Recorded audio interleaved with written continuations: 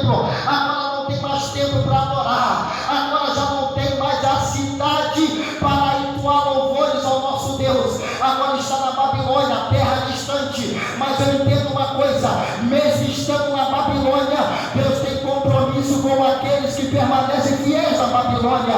A Babilônia pode até chegar, o cativeiro pode até chegar, mas Deus tem compromisso com aquele que Ele leva para o cativeiro.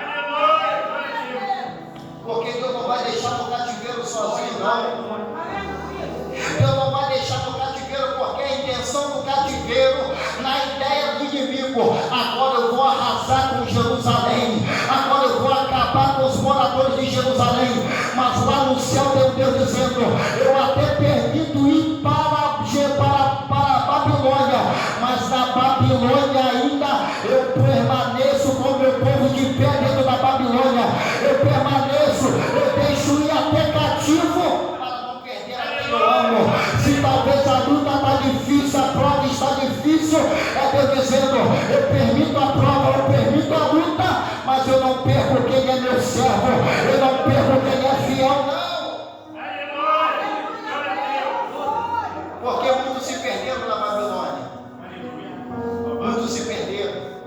E quando entraram na Babilônia, a intenção era perder-se na Babilônia. Mas Deus havia falado: o cativeiro vai ter um começo, mas ele também vai ter um fim. São 70 anos. E aí nós entendemos Eclesiastes capítulo 3, versículo 1 em diante, que há um tempo, há um propósito estabelecido debaixo dos céus. Há um tempo de chorar, há um tempo de se humilhar, mas também haverá um tempo que não vai haver somente choro, não, mas vai haver um tempo de alegria. No Salmos 30, versículo 5 vai dizer: o choro pode durar uma noite, a noite inteira você pode passar chorando, mas a Bíblia vai deixar bem claro que a sua alegria não virá no atardecer, a sua alegria não virá no meio-dia, não, a sua alegria virá pela manhã. Talvez o choro bateu na sua porta, mas Deus me trouxe aqui nessa noite para te dizer: a alegria também vai entrar pela porta da sua casa, e você irá glorificar e exaltar o nome santo.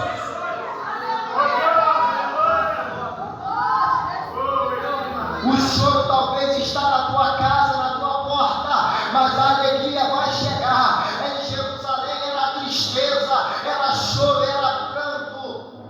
Mas mesmo assim, Deus ele não perdeu o controle da situação. Era Deus que estava conduzindo para o cativeiro, porque Deus não queria perder o seu povo. Tem pessoas que preferem morrer em Jerusalém, mas não querem ir para o cativeiro. Se está indo para o cativeiro, é porque Deus está dando uma segunda chance, é porque Deus está dando a oportunidade.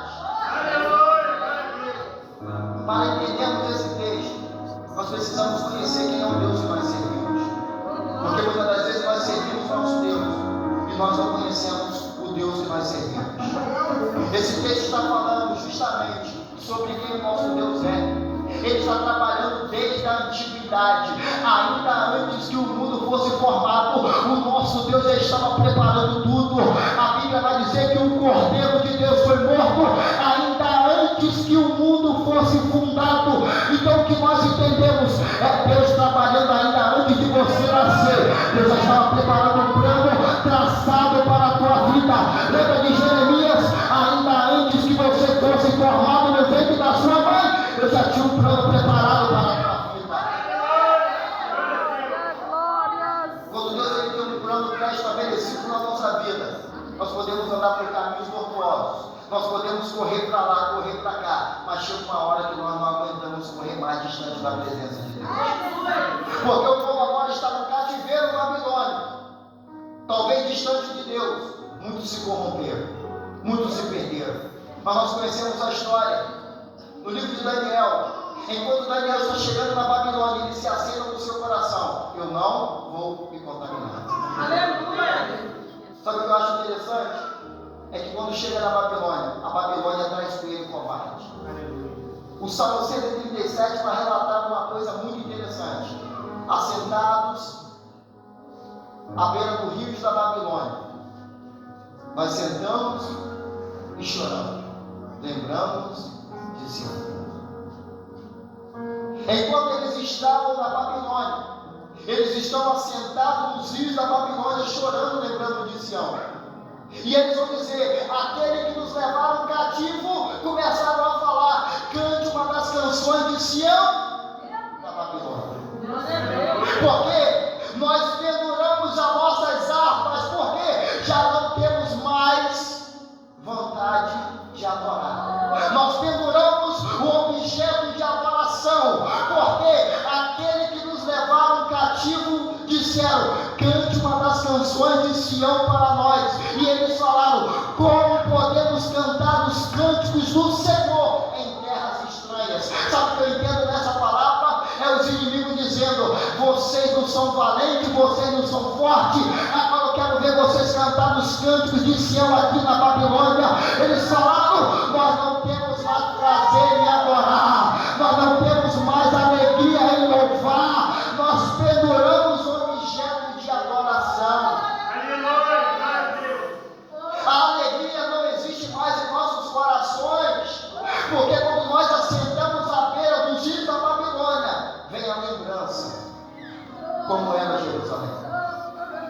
Vem a lembrança quando nós sentíamos a presença de Deus invadindo o lugar. Os sacerdotes não conseguiam nem ficar de pé. Então a lembrança de Jerusalém está vindo na nossa mente. Porque sabe uma coisa que eu entendo? A pior coisa que tem é quando chegar naquele grande dia que vieram as lembranças daqueles que não quiseram servir ao Senhor. Você lembra da passagem de Lázaro e o rico? O rico está no lugar de tormento e Lázaro está no seio de Abraão. O rico estava falando: pai Abraão, peça que Lázaro molhe a ponta do seu dedo e coloque na minha boca, mas peça a ele, peça a um dos profetas para ir na minha casa, pregar para alguém da minha casa. Meu Deus! Em nenhum momento ele vai questionar porque ele estava naquele lugar. Sabe por quê? A mente dele já condenava ele sabia o que ele fez aqui na terra.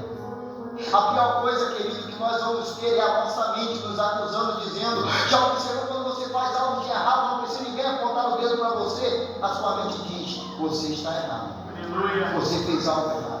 Então eles estão assentados aos rios da Babilônia, lembrando de Sião. É lá em Sião que nós adorávamos, é lá em Sião que a glória se manifestava, é lá em Sião que tinha a arca da aliança. Mas agora nós estamos numa terra muito distante. Nós estamos muito distantes de casa. E seria talvez impossível de voltar para Jerusalém. Sabe por qual motivo? Porque por onde a Babilônia passou, a Babilônia misturava os povos. A Babilônia fazia com que as pessoas perdiam a sua identidade. Você lembra que quando Daniel chega na Babilônia, a primeira coisa é: vamos mudar o nome. A segunda coisa é: vamos implantar a identidade da Babilônia neles. Porque se eles estão na Babilônia, agora eles são cidadãos babilônicos. Mas Daniel coloca no seu coração: eu posso estar até na Babilônia, mas eu não vou me contaminar na Babilônia. Eu posso estar até na Babilônia, mas eu sei da minha origem, eu sei da onde eu sou. Aqui eu estou de passagem, mas um dia eu vou voltar para Jerusalém, uma terra celestial que foi preparada para mim, para os meus pais. A Babilônia, ela não começa a impor, ela começa a educar, porque através da educação você muda o pensamento das pessoas. A Babilônia não é como o Egito. O Egito está querendo impor as suas leis, as suas regras. A Babilônia está dizendo: pode servir o seu Deus, mas aqui você também tem que servir a outros deuses. Aqui na Babilônia você pode adorar o seu Deus, mas aqui você tem que se contaminar com as coisas da Babilônia. Aqui você tem que ter o nome babilônico, aqui você tem que ter a identidade babilônica. Mas quem coloca no coração: eu posso estar até na Babilônia, mas eu não vou deixar nada me contaminar, eu não vou deixar me perder na Babilônia, porque eu conheço quem eu sou e sei para onde também estou indo. Então a Babilônia começa a entrar na mente das pessoas. Eles começam a se perder. É no período que eles estão na Babilônia que vai surgir um povo chamado samaritanos. Por quê? Os babilônicos assumiram Jerusalém, pegaram outros povos e colocaram onde? Em Jerusalém.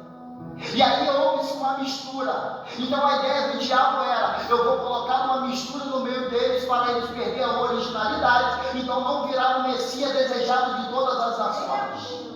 Se eu misturo o povo, não tem judeu puro, judeu misturado. Mas lá no céu tem um Deus dizendo: eu piso na cabeça da serpente para esmagar o plano do diabo. A Bíblia vai dizer que lá no Éden o próprio Deus falou, e quando ele virá, ele pisará a cabeça da serpente. Era Deus dizendo: quando eu enviar o meu filho, ele vai esmagar os planos do diabo. É Deus dizendo para alguém aqui nessa noite: o diabo pode ter até plano contra a tua vida, contra a tua casa, contra o teu ministério, mas ele já enviou o Messias desejado de todas as nações, pisar a cabeça da serpente para esmagar os planos do diabo contra a tua casa. É Deus enviando o seu filho para despedaçar, para aniquilar os planos do diabo. Então a ideia dele era misturar. Você vai entender aonde eu quero chegar falando do Deus do impossível. Era impossível sair da Babilônia. A Babilônia é intransponível. Daniel, quando chega no seu capítulo 10, nós vamos ver que algumas igrejas fazem um período de 21 dias de oração, a oração de Daniel. Daniel está orando, Daniel está buscando, mas a Bíblia diz que o príncipe da Pérsia impedia da oração de Daniel ser respondida. Por quê? Os tempos já estavam se findando e parecia que nada estava acontecendo. Deus falou: o cativeiro vai ter um começo, mas ele também vai ter um final. Então já está chegando os 70 anos, eu não estou vendo o cenário mudar, eu não estou vendo nada acontecer, então não vai acontecer. Deus falou, mas eu não estou vendo nada. Daniel está orando, Daniel está buscando, Daniel está orando, Daniel está orando. E enquanto Daniel está orando, lá no céu Deus está dizendo: eu já enviei Gabriel para levar a resposta, mas Daniel continua orando, e o inimigo já estava dizendo: não vai levar a resposta para Daniel. Daniel continua. Enquanto Daniel está continuando orando, Deus vai enviar um arcanjo Miguel, um anjo de guerra, para descer na terra para guerrear a favor de Daniel. Enquanto o arcanjo Miguel chega com a sua espada desembanhada, ele chega para cortar o laço, ele chega para desfazer os planos do diabo e trazer a resposta para Daniel. Enquanto Gabriel vem, ele vem para decidir a guerra. Se existiu uma guerra para impedir a resposta chegar, Deus já enviou o anjo certo para guerrear a favor de Daniel. O anjo chega e traz a resposta para Daniel. Gabriel chegou até Daniel e falou: homem, desde o primeiro dia que aplicaste o seu coração a orar, o Senhor já ouviu a sua oração. Daniel estava entendendo. Daniel, não se preocupa, vai acontecer aquilo que o Senhor prometeu, porque ele não é homem para que minta, e nem filho do homem para que se arrependa. Porventura falaria e não cumpriria. Deus, ele é fiel para cumprir com as suas palavras.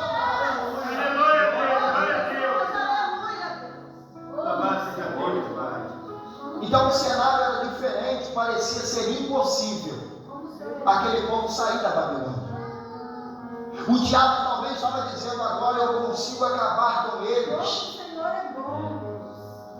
Mas lá no céu já tinha um Deus dizendo: eu já escrevi a história deles. Eu já preparei tudo. No capítulo 5 do livro de Daniel, eu acho muito interessante, é que o rei da Babilônia está se divertindo, pegando os utensílios do templo, zombando, bebendo, se prostituindo, e lá no céu tem um Deus olhando aquilo que ele está fazendo. A Bíblia vai dizer que apareceu uma mão misteriosa, começou escrevendo Mene, Mene, Tekel, Parsim, e ele não entendia o que estava escrito naquilo. Ele começou chamando os homens, falando: quem lê o que está escrito e me der a tradução, eu vou fazer esse homem rico. E não tinha ninguém capaz de ler aquilo. Mas Daniel apareceu no cenário. E quando Daniel aparece, Daniel está dizendo: olha, Hoje o teu reino foi dividido. Deus está tirando da tua mão e está dando na mão de outro. É alguém que está zombando das coisas de Deus. Deus está tirando ele do trono e está colocando outro em seu lugar. Não adianta zombar das coisas espirituais. Não adianta zombar das coisas que são consagradas ao Senhor. Porque quem se levanta contra aquilo que é ungido do Senhor, ele também se levanta para guerrear contra aqueles que estão tentando tocar naquilo que é consagrado. A Bíblia, segundo alguns historiadores, vão dizer que naquela noite Ciro, ele vai conseguir invadir a Babilônia, algo que era impossível de acontecer, era intransponível. Era aproximadamente 6 carroças, um muro, aproximadamente 6 carroças um do lado da outra, de tão comprida e extensa que eram aqueles muros de Jerusalém, aqueles muros da Babilônia. Mas quando Deus ele está no negócio, ele começa a pegar aquilo que é impossível, ele começa a fazer possível aquilo que é intransponível. Deus está dizendo: eu estou dando estratégia para trânsito, eu estou dando estratégia para passar aquilo que é impedimento na tua vida. Eu estou dando estratégia nesta noite para você superar os obstáculos, porque o texto vai dizer: quando passarem pelas águas, elas não te submergirão. Quando passares pelo fogo, ele não vai te queimar, porque não temas, porque o Senhor é contigo. Nesta noite ele me trouxe aqui para te dizer: se tem algum obstáculo na tua vida nesta noite, ele vai te dar estratégia para você passar os obstáculos. Ciro vai invadir, e naquela noite só quem morre, segundo alguns historiadores, é o rei. Mas ninguém, porque o negócio não era com mais ninguém. O reino da Pérsia assume. Sabe o que eu vejo? É Deus tratando, porque Isaías já tinha profetizado: o meu ungido, Ciro. Então é um Deus que antes das coisas acontecerem, ele já está dizendo: vai acontecer dessa forma, vai acontecer desse jeito. Permanece acreditando naquilo que Deus falou. Talvez é impossível para você de acontecer, mas para o Deus que você serve, não existe nada impossível. Operando o seu Deus, quem vai impedir? A Bíblia diz: operando Deus, ninguém impedirá. Se Deus está na frente, pode se levantar o faraó do Egito, pode se levantar o rei da Babilônia, mas a última palavra ela permanece no seu Deus. Maravilhoso Deus. A Bíblia diz que Ciro assume, agora assume outro império, o Império Medo-Persa. E agora nós entendemos o que a palavra diz naquilo que nós vemos nessa noite, que diz: ainda antes que houvesse dia, eu sou. Eu sou. Eu sou a porta. Eu sou a vida. Eu sou o pão. Eu sou o caminho. Eu sou a verdade. Eu sou a vida. Eu sou estar aqui nesta noite para te dizer: eu sou aquele, eu sou tudo que você precisa. Eu sou. Moisés falou: Senhor, a quem eu falarei? A quem? Diga para Faraó: o eu sou me enviou. E ele está te dizendo nesta noite: o eu sou está descendo aqui nesta noite para te dizer: eu sou o seu refúgio, eu sou a sua fortaleza, eu sou o seu socorro bem presente na hora da sua angústia.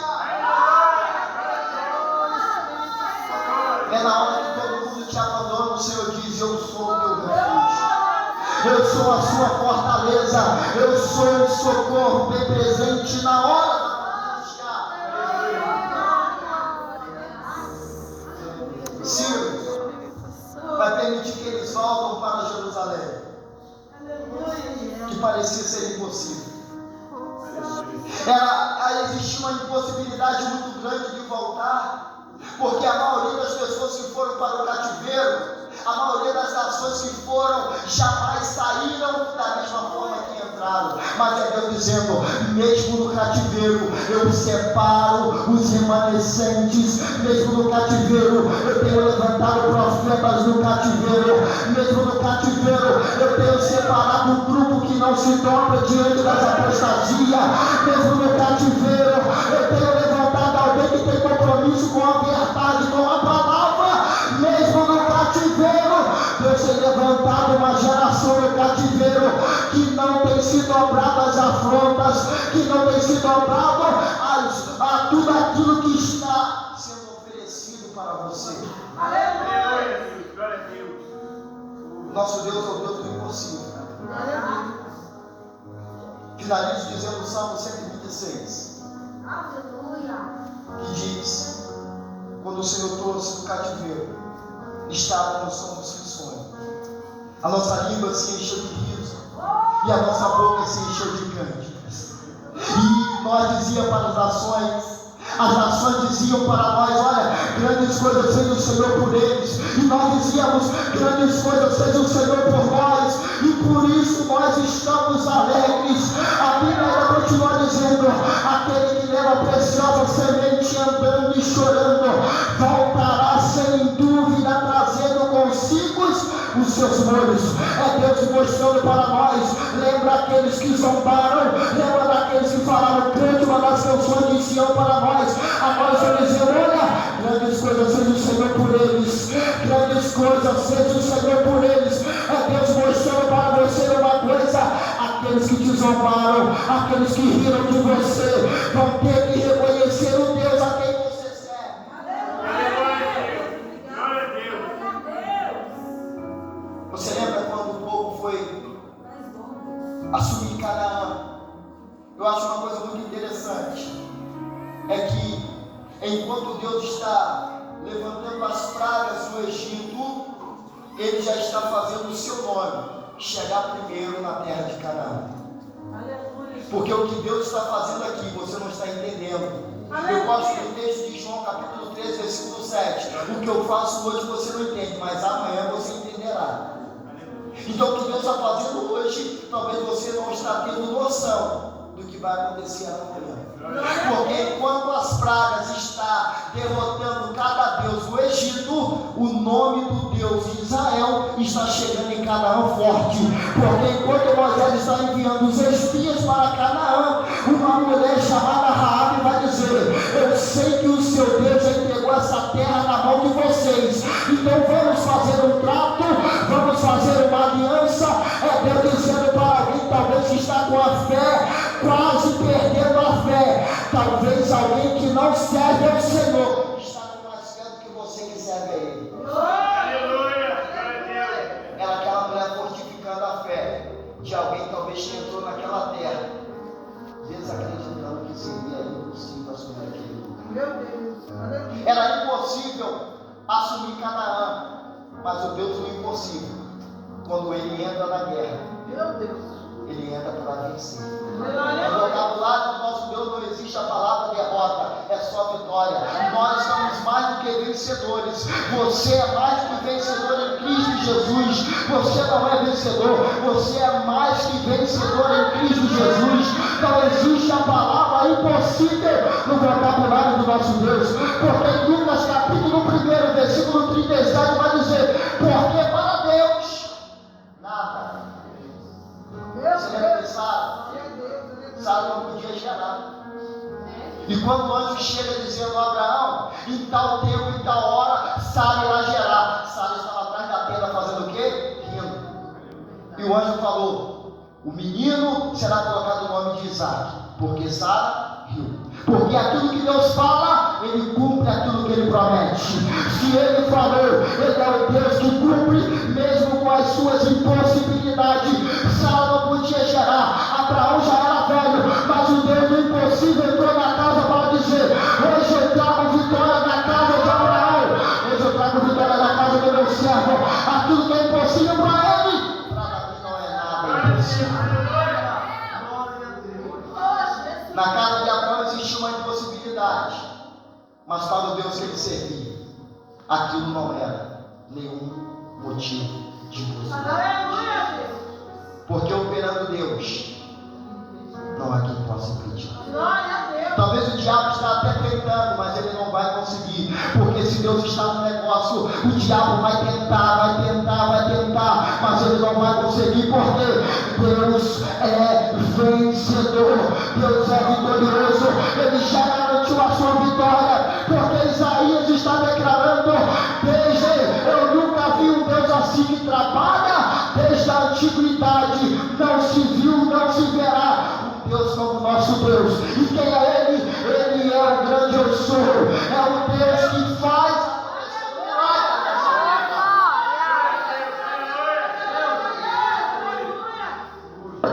avisa agora, dizendo: ainda antes que houvesse dia, eu sou, e ninguém há que possa escapar das minhas mãos. Operando eu, quem impedirá? Sabe o que Deus trouxe na minha mente? Você lembra de Saulo?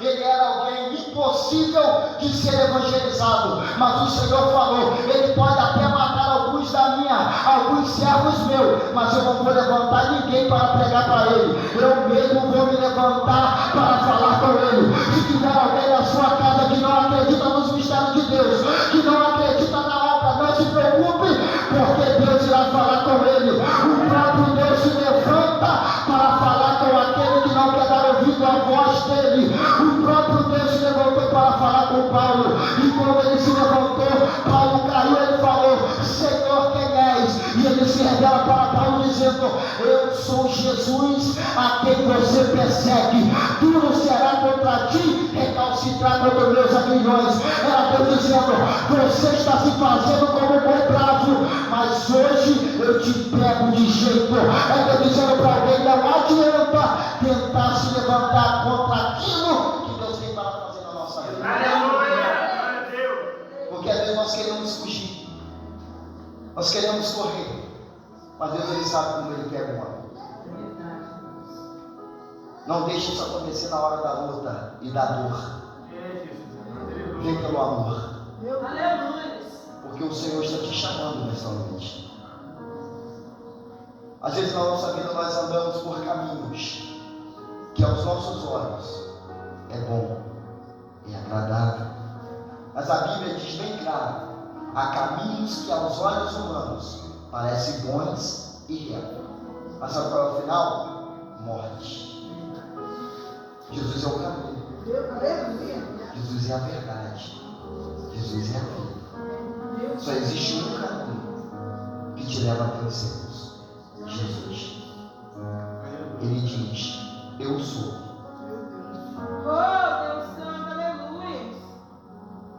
Nem sempre ele faz do jeito que nós queremos, mas ele faz do jeito que ele quer, porque a vontade dele é soberana. Ele é soberano, e com a sua soberania ele não precisa perguntar, ele faz, porque ele é. Amém? Então, se você entrou aqui nesta noite, nessa campanha, com algo impossível, coloca no altar do Senhor, porque para ele não existe a palavra impossível. Amém? Quero agradecer a oportunidade que Deus